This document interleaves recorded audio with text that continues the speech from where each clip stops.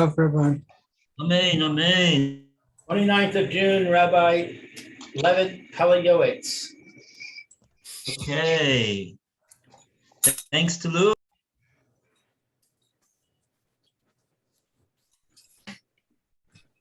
Uh-oh, we lost him. Oh, no, there he is. Rabbi, you're muted.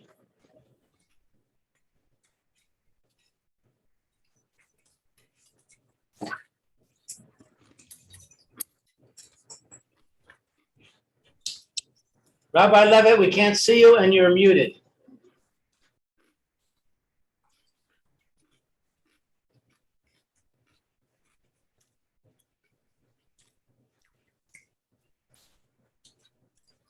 Evidently can't hear you, Lou. Well, he's muted. We can't hear him because he's muted. Oh, there you go. Here we go. You're back. Always something new. It wouldn't let me. First of all, I couldn't get in. I couldn't start the meeting myself because it said there's a network error. So I said, okay, let me see if somebody has entered into the meeting, and I have a record of it on my email. So I went to the email, and Baruch Hashem, says Lou has joined your meeting. So then I clicked on that, and then I clicked on the start the meeting, and that's how I got in. Otherwise, I wasn't going to get in. Very clever. Yeah, Baruch Hashem. And then knocked me off over here, and it said I kept pushing to get in, and it said you have to start the video. I said, what do you mean start the video? So I said, oh, maybe there's a sign over here that says, the host is, whatever it is, and it says got it. So I pushed that, and I got on the. I think that starts the video that you set up, Lou. Right. Recording. Right. Yeah, that's weird. Yeah, I don't understand that, but if it works, then Baruch Hashem. That's the thing. Yeah, you just have to keep going. Okay, now I have something else over here. The host is not allowing participants to unmute themselves. Should I say okay or cancel this? Cancel that. Cancel that. Okay. Oh, now I canceled my picture. no, you're still on. Oh, we see you still. Yeah. I still had okay. You're going to become a real computer maven, Rabbi. Wow. Okay. Very good. Baruch Hashem. Okay. All right. So, oh yes, very nice. So we did Baruch Hashem. We zoked to look up this Gemara in Brachos about Rav Ada bar Ahava. And that concludes Yishuv Adas. Yishuv Adas. And now we go to, and so a round of applause for Yishuv Adas. Yay. And Rav Ada bar Ahava. Ooh. And now we go to the letter Chaf. On page 398. The letter Chaf. And we come up to Kibud Ava Aim. And oh wow, this is a big entry over here. Okay. Almost 4 full pages. So we call upon Lou to start Kibud Ava Aim. Honoring father and mother.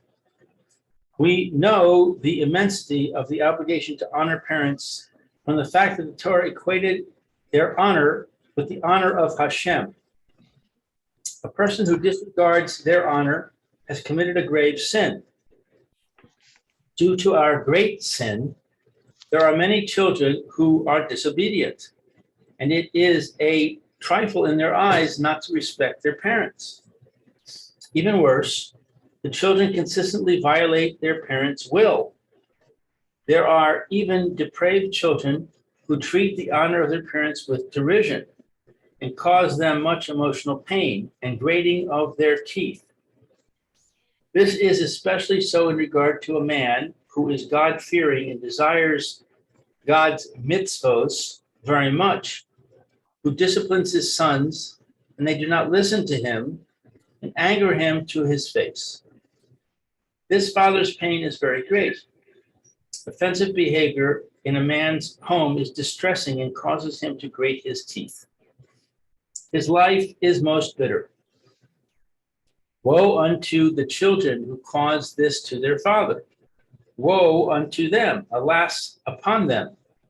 Woe unto them from the day of judgment, for God will bring all actions to judgment. The violation of the will of his creator, the violation of the will of his father and mother, and the causing of pain to them, the causing of anger to his father by a foolish son, and the rebellion against those who gave birth to him. The son will eat the fruits in this world as he did unto his father, so his children will do unto him. Measure for measure is still in effect, and the principal punishment remains in the world to come.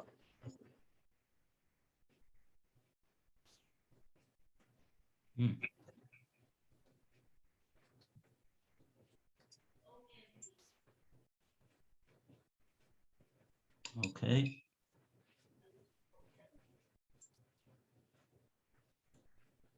Okay. Next paragraph. In truth, we go to Alan to continue, please. In truth, the obligation of honoring one's father and mother is so severe that not every man is capable of properly discharging his responsibility. To the extent that the sages of Kedushin exclaim, "Fortunate is the man who did not know them." Nevertheless, a person is obligated to do everything within his power with all his strength and not commit suicide.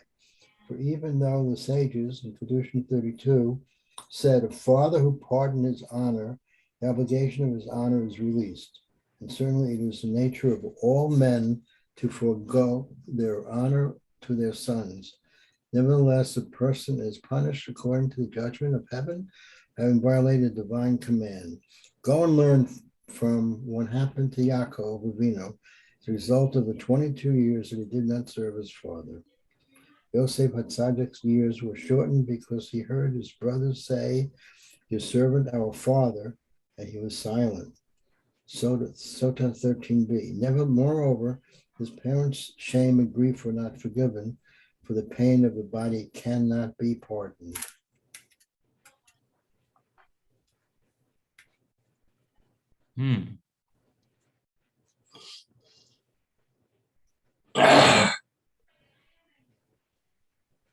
Okay.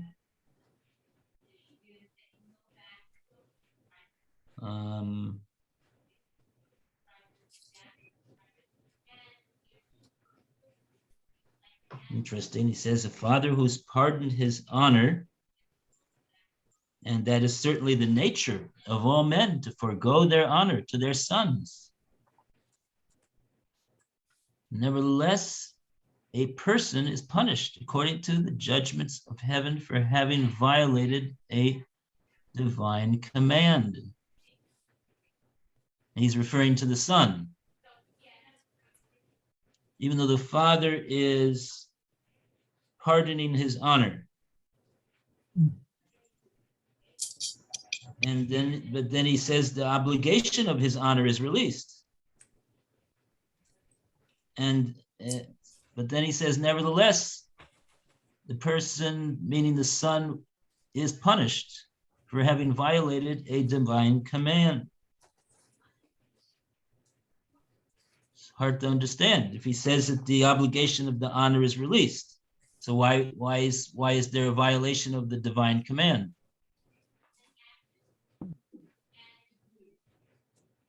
And then he brings as, I guess, a proof to his statement that Yaakov Avinu.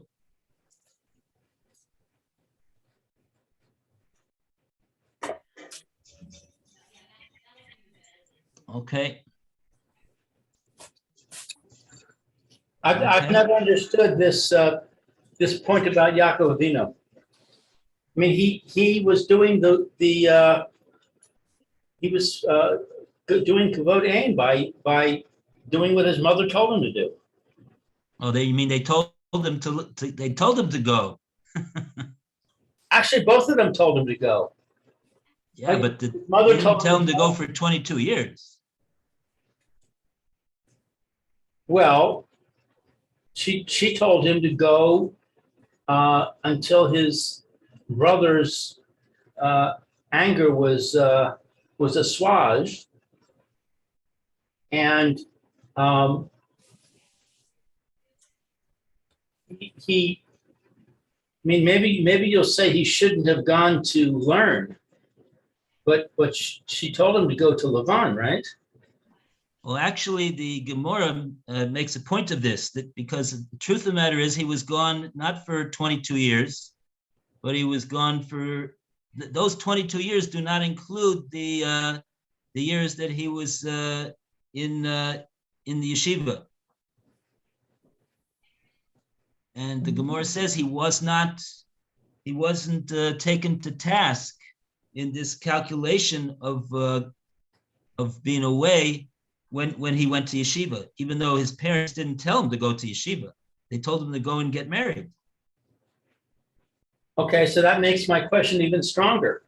Why is he punished for the 22 years? He was doing what she said. He was going to the house of Laban, and he was getting a wife.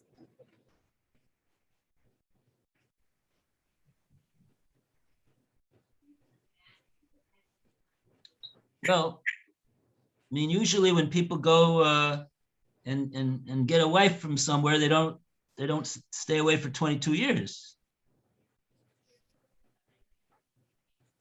What did he need to go? What did he need to stay away for 22 years for? I guess he Well, he didn't have any choice. Lavan forced it on him. He wanted Rachel. He was tricked into marrying Leah. He had to serve 14 years for the two of them. Maybe you'll say the other 6 he didn't have to do. Maybe he should be held responsible for the 6. But I think he was doing that also because he was trying to figure out how to get out of there.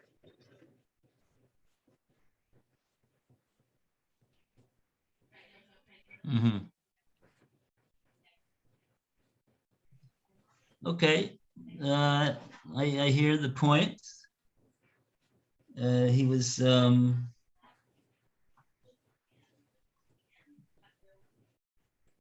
I mean, the reason that he offered to work for 7 years is because he came penniless because the Esav's grandson came to kill him. Right. So that was so he was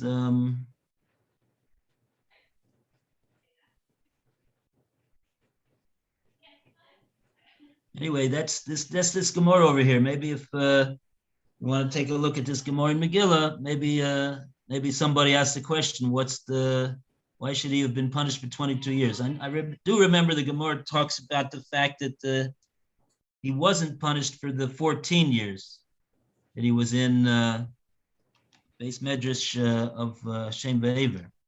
Megillah That 7. was considered that he went to learn Torah. That was considered a fulfillment of Kibbud Av V'Em, Right. I believe. But you're asking, even on the other 22 years, why he wasn't able to get married to Rachel. Let's see. So, okay, let's see. Megillah 17a. See if Wait, hold on. there's any discussion over there. Maybe one of the commentators says something, right?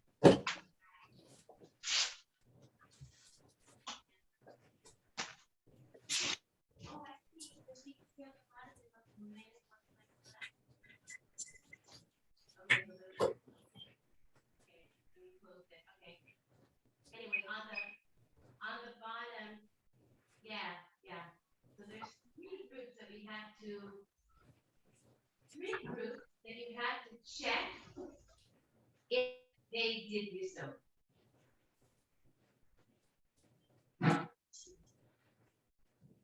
Two of them we said, and now we're adding another one, men's one-time class on the bottom.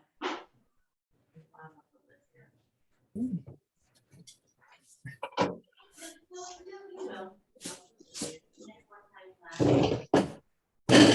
Those, and then, oh.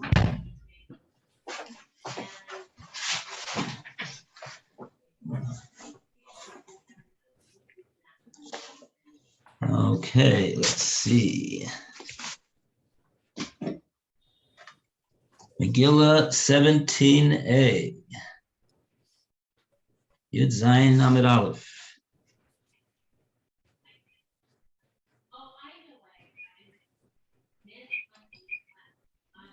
I think it's in the beginning. It's on 16B4.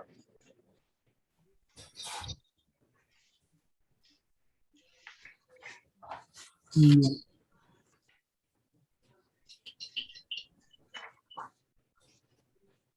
Oh, Right-hand column, Roy. you say 16? And 7. 16B4. Oh, hang on. Oh, Seven. yeah. Amar Rav Yitzchak Bar Shmuel. Right. Amar Gadol Talmud Torah Yoter Mikibud Av. Be'em. Shekol Osin Shonim. So yes, the last two lines of the Amud on 16b. So it says that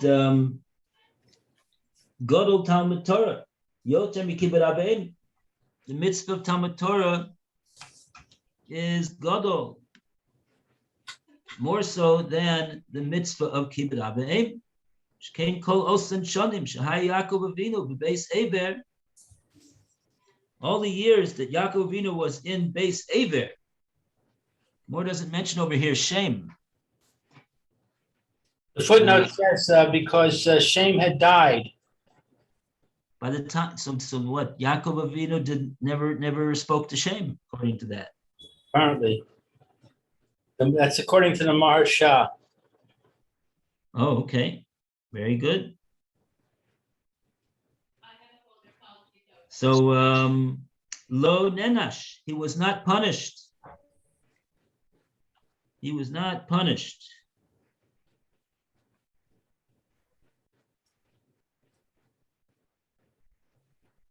Oh, I have a note over here. It says, take a look in the Maharsha. Shehikshi asks a question. This is the question of the Maharsha. Sharei Yaakov halach b'rishutam u'b'tzivuyim shel horav. Yaakov Avinu, why did he leave? Because both of his parents told him to leave. It was with their permission and it was with their command.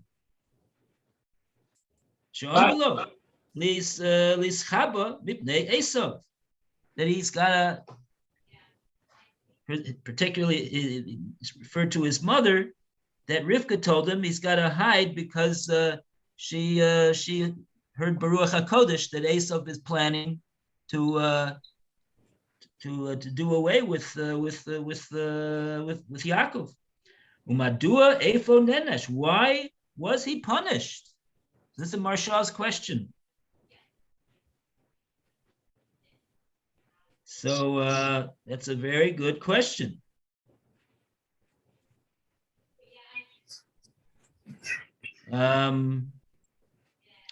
So I would presume that if the Maharsha asked that question, he probably offered some type of an answer as well.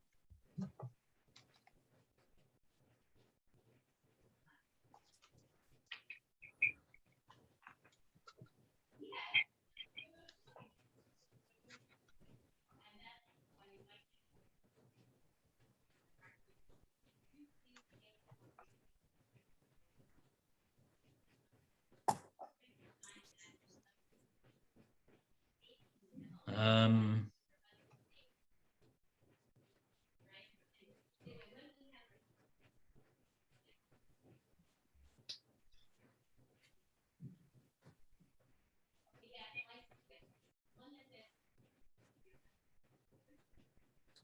hmm.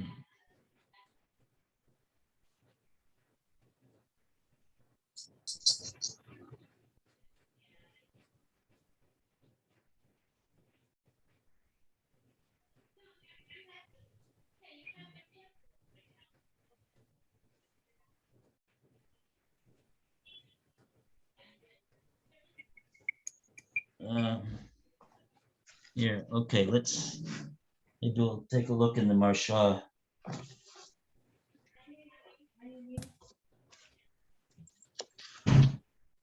Okay, the Marsha is not found in a regular Shas Gemara in the back after the pages of Gemara. And oh boy, wow.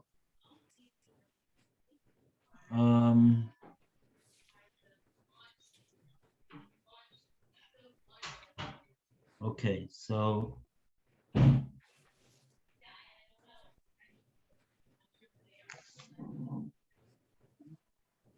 there's a lot of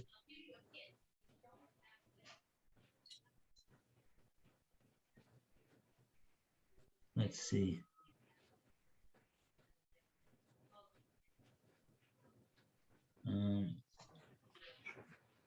Ish ladaktik im came base aber after shahaya sham yud halach la aram narayim k'aksiv Yoetz Yaakov Beersheva v'yelech Haran. No.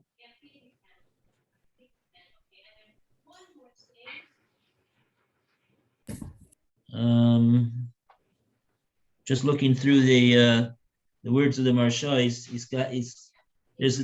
we didn't really do the whole Gemara over here on the next Amud. He's discussing that. Trying to find where he asked this question.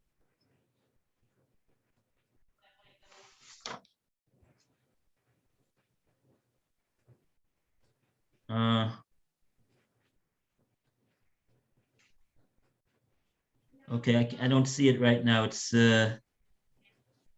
okay, so unfortunately. All right, so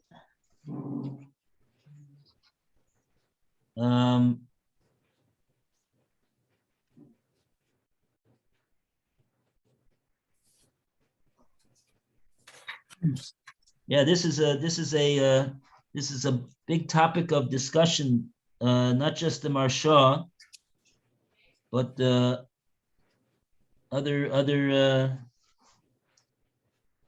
commentators have brought up this Chazal and discussed it as well. So you want to know what's the answers over here?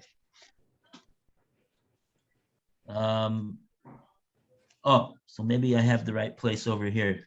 Kolos and Shonim Shahai Yaakov v'veis Eber lo nenash. Aval achof beis Hashonim shehishta'a v'veis Lavan u'bederech nenash. Well, he was punished for the time that he was delaying when he was in the house of Lavan and when he was on the way. Hiksha Marsha Madua Nenash Al Shalohaya Liad Horav Lechabdom.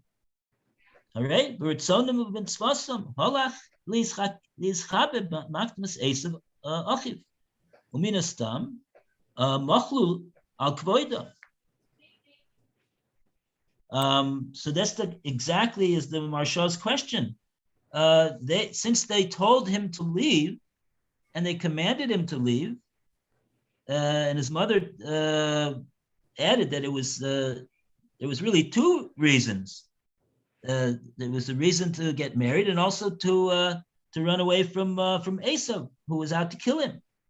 And so, therefore, the Marsha says that certainly the parents were mochel on the kavod of the mitzvah of kibbud av v'em, because they were telling him to go. So that's called being mochel on the kavod, which the Gemara in Kedushin says when the father is mochel on the kavod, and also for the mother also. So the kvodo mochel. There's no there wouldn't seem to be any fallout because they were mochel. V'hevi es terutzo shel bal imre noam v'shem hari mi parish. One of the Balei Tosus. Shebesof Yud Dalet Shona Shahaya Beis Ever. He's Kararu Dato Shel Esav B'Chazer Boy B'Ritzoino LaHaroiges Yaakov. The Rimi Parish, one of the Balei Tosus, I believe, answers this question. So he asked this question a long time ago, not just a few hundred years ago, but all the way back to Tosus. And he said that actually at the end of the 14-year period, when Yaakov Avinu he first went to go learn in the Beis Medrash of Ever, and that he was there for how many years? 14 years. He was there for that's what it says here. He was there for 14 years. And he didn't sleep during that 14-year period. It wasn't just 7 years. It was 14 years. Okay. Yeah, right. So you have 22 and 14. That's how you get 36. Okay. Okay. So he says at the end of that 14-year period that he was in Beis Eber. So after 14 years, he says that Esav, his blood stopped boiling. For 14 years it was boiling, but he didn't know where I guess Yaakov was or whatever it was. He didn't think to look for him in the Beis Medrash over there, and so at the end of the 14-year period when Yaakov Avinu had concluded his studies in Beis Medrash, so then the Rimi Parish says that Yaakov that Esav his blood stopped boiling, and he gave up on the idea that he had the desire that he had to kill his brother. Okay. V'sholcha Rivka es devora minikosa the base Lavan hashiv es Yaakov the base Aviv. You ever hear this before? No. It says over here that Rivka, who obviously, just like she knew when Esav was planning to kill him, Ruach HaKodesh, she apparently also knew when he decided to forego on it. She knew that also Ruach HaKodesh, and she sent a messenger to Beis Lavan, to the house of Lavan where Yaakov Avinu was at the time, to say, who was the messenger? It was Devorah, who was the you know who Devorah was? She was the one that Nurse.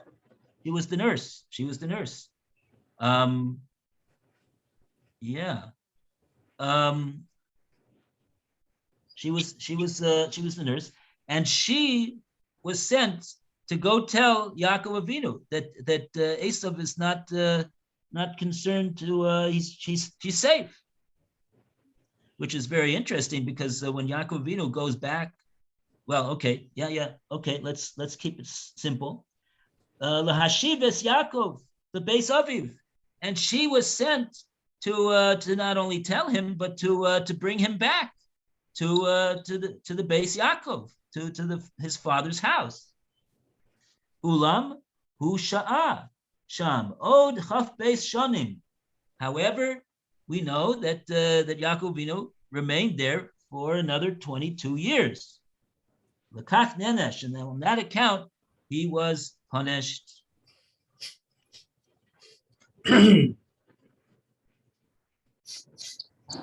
Okay, so that's one answer.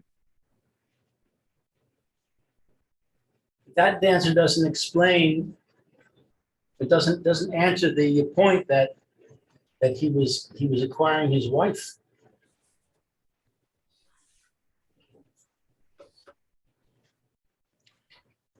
Um,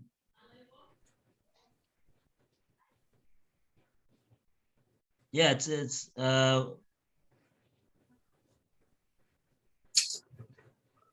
well, I mean, it says that her instructions were to bring him back. Also, you'll say, but Yaakov says, but I didn't get, I just got here. I didn't get married yet.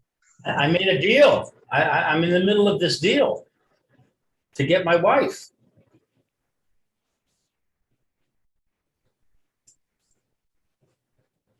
So,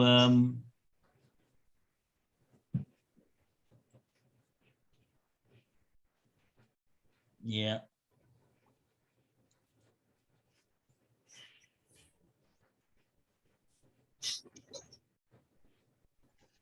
And there's another answer over here from the Rabbeinu Bechaye on the Chumash, one of the commentators. He's dealing with this question as well. Why was Yaakov punished? He says, Das Yitzchak Berivka Haisa, Shikaches Leah, Ushiachzor Miyad. That they had in mind, the parents had in mind that he would take Leah and return. Avahu Natan et Enov Barachel, the Omar Abdecha Shavashanim Barachel. But Yaakov's idea was that he wanted to marry Rachel, and so therefore he volunteered to work 7 years in order to retain Rachel. Im kain kol hazman shehitakev haya beritzono.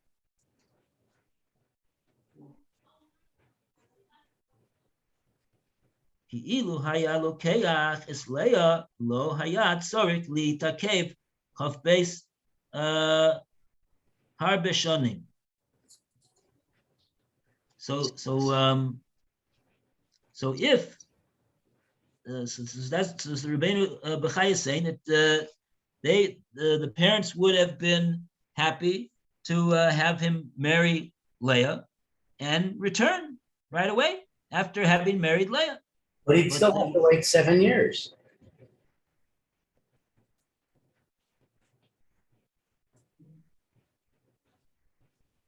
Well, the truth is that he married Rachel right after, but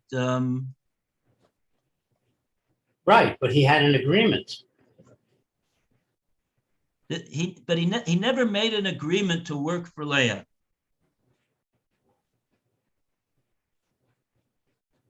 Well, Lavan says to him, work another 7 years for this one.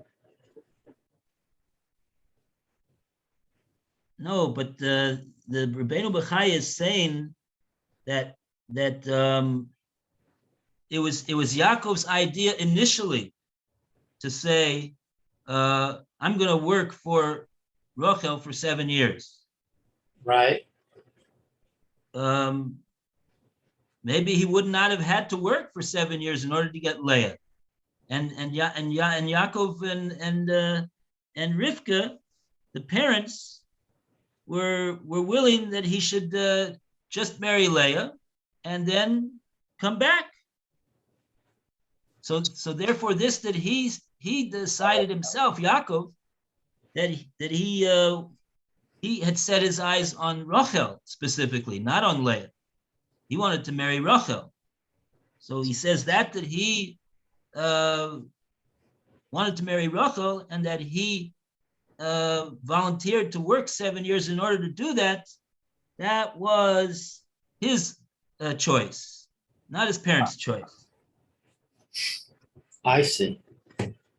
So the message that was sent with Devorah was, just take Leah and come back right now. You don't have any obligation to work for 7 years for Leah. Well,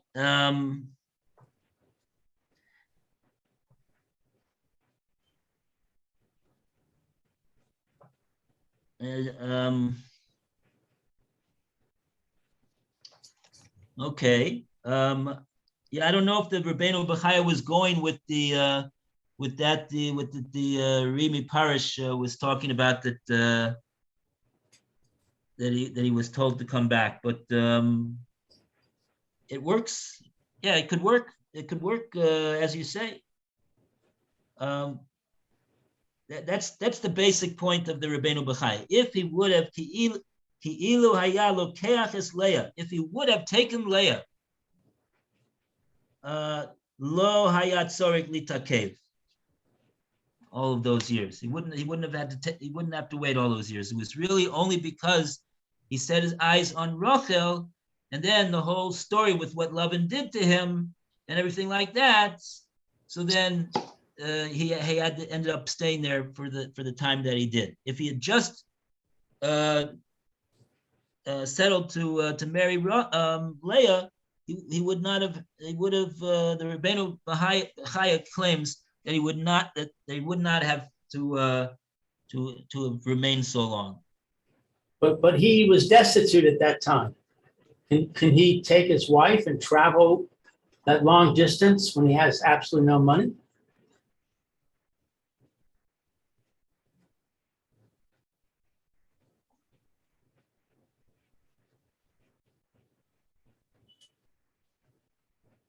Well, how much money does he need in order to get home?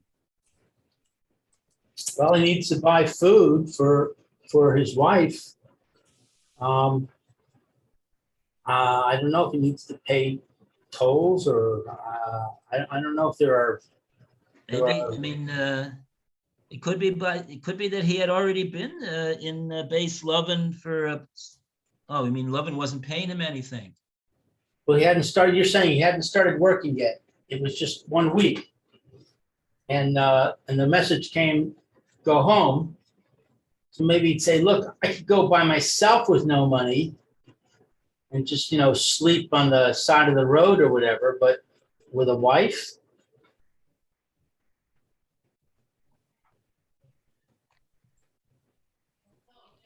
Oh yeah, certainly okay. Okay, but certainly he doesn't need 22 years. Right. In order to make enough money to be able to take himself and his wife home in a respectable way, he doesn't need 22 years of working in his father-in-law's house. So. Right.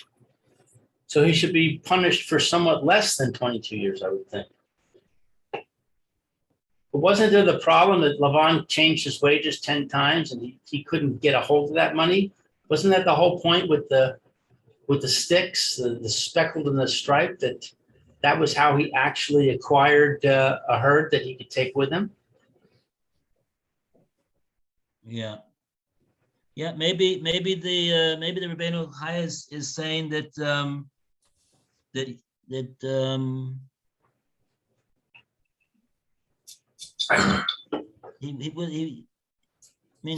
that's what he's saying, that we don't have to rely on Lavan paying him. He'll go home. He'll go home and he'll work on the way or whatever it is, or however it is that he'll be able to get himself home.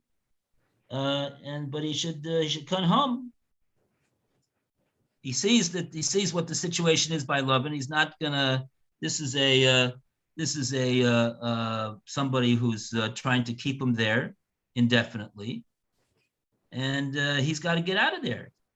But it was only because he wanted Rachel, he had end up having to stay that amount of time, and then he ended up he wanted to go back, and then Lavan prevailed on him to stay even longer, and he acceded to Lavan's request, and so he ended up staying a lot longer than he needed to stay.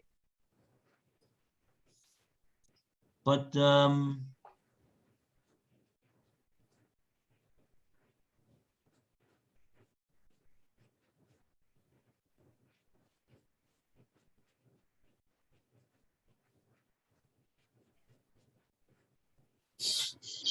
That raises another question, which is after 22 years, Hashem told Yaakov, it's time to go.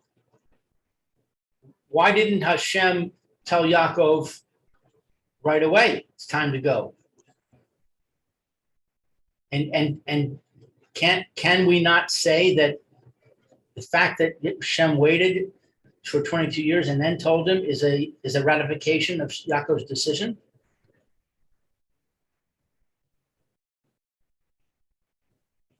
well, I don't know if Yaakov Avinu can rely on the fact that if Hashem wanted me to listen to my parents, then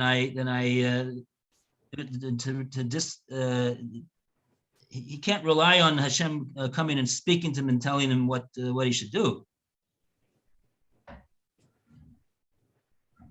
So for that whole time that he was that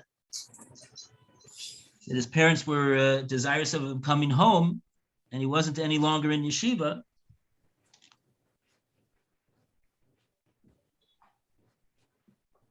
So the Torah tells him to listen to his parents. The Torah tells him to honor his parents, and if he doesn't have a legitimate reason more pressing than the mitzvah of kibbud av v'em, why would he need a tzivi from Hashem to tell him to go home? That's what the Torah says that he's got to do. He's got to observe what it says in the Torah.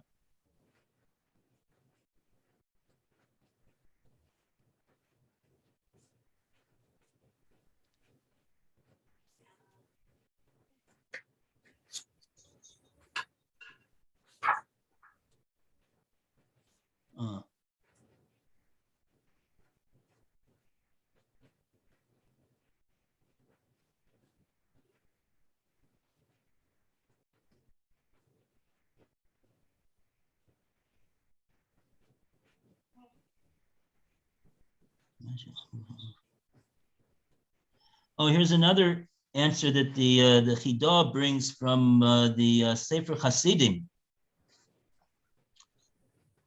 Rabbi Yehuda Chassid, also from the time of the Rishonim, the time of Tosus. Shemasha Amru Ha'av Shemochol al Kvoido Machul. This that the Gemara, that the Gemara in Kedushin says that the mitzvah of kibbud av, there's a mitzvah to be mechabed, to give honor.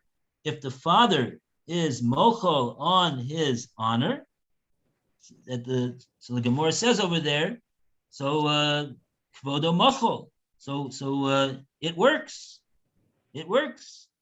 but he says though mochol midine adam. That is a mechila. That is a how do you say mechila? It forgives. It forgives the obligation to honor the parent if the parent forgives it. Aval b'dinei shamayim chayev. This is the source for the Pele Yoetz. The Sefer Hasidim says that we know that there's two dinim. We know that there's a Bezdin Shel Mata that does the laws of the Torah, and that Gemara in Kedushin is referring to those laws. And then there's a din Bezdin Shel Mala. There's a din Shamayim, and and we even find the Gemara referring to that as well, because we know the din of Gruma. The din, we had this din of gruma, indirect damage that a person causes to another person.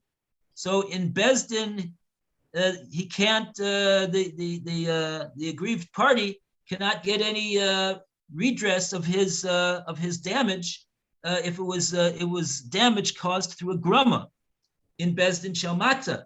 But I believe it's the Gemara itself that says that Bezdin Shalmala, he's chayev.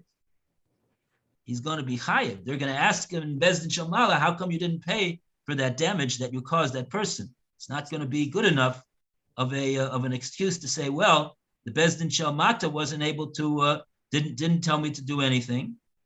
That's not going to be good enough. So in any case, in Cain, if so, Yitzchak shemochel al kvodo lo mahani ela l'dinei adam.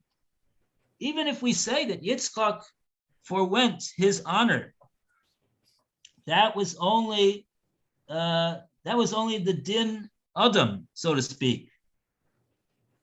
Aval b'dinei shamayim adayin haya Yaakov chayev b'chavdoi. Yaakov Avinu nevertheless had an obligation, midin shamayim, to honor his father. So that seems to be what the Pele Yoetz is talking about over here. That's exactly what the Pele Yoetz is saying, that he understands, the Pele Yoetz, that certainly, yes, Yaakov Avinu, Yitzchak, the father, was mochel.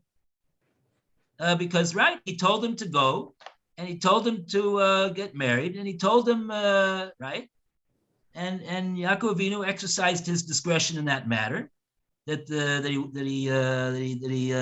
in order to marry the women that he needed to marry, he needed to stay the time that he did, and the father, let's say, was mochel his honor in this regard and telling him to go and get married and stay away in order to do that.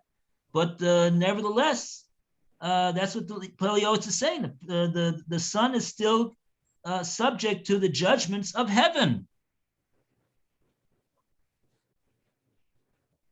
for violating the mitzvah of kibbud av v'em. And where do we know that from? We know it from Yaakov Avinu. And so, according to that, he's saying that that's the pshat in the Gemara. That even though the father was mochel, but nevertheless there was a onesh to Yaakov Avinu b'din shamayim, and that din shamayim was even registered in this world.